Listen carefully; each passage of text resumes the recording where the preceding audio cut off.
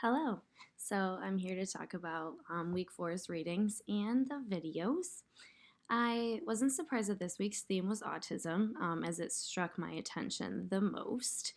I think that most of us come into contact with people with autism more than we do with the other disabilities that were spoken about this week. I currently work with a few children with autism. I do private lessons with a 5-year-old who is mostly nonverbal with autism, and I have a couple others in general gymnastics classes. I have a 16-year-old and I have another 5-year-old. It's interesting to see the difference in ages and abilities and everything with my children. They're awesome to work with. As we read in the text, I think with greater awareness comes greater understanding. I think we will continue to learn about the strengths of individuals with autism. We saw things in Temple's videos, how she made significant changes in the way cattle were being handled. And this was because of her special interest and attention to detail that paved this way for her.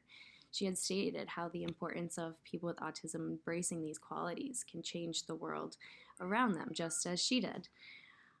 One discussion post that I had interacted with this week had mentioned how autism shows us what the brain is really capable of, and I thought this was an interesting concept to consider.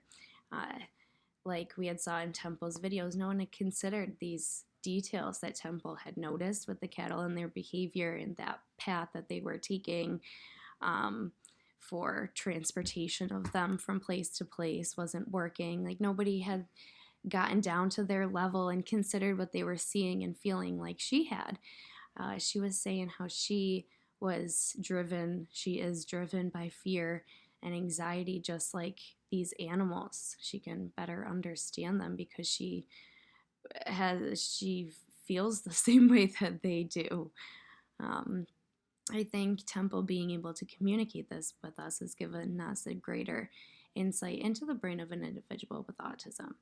We also see the importance of this communication in Carly's story.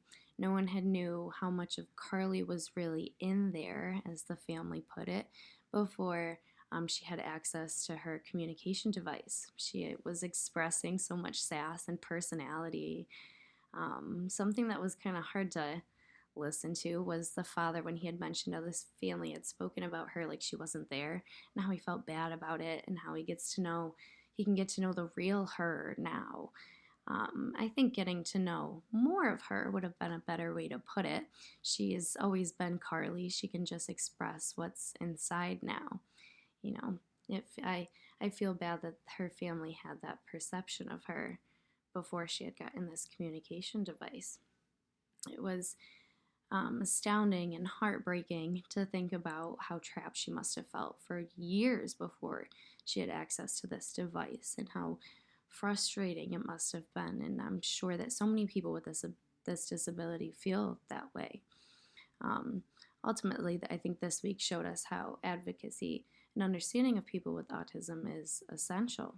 And it just reinforces my drive to become an advocate and a future educator for these students. Uh, Thank you for listening to me this week. Bye.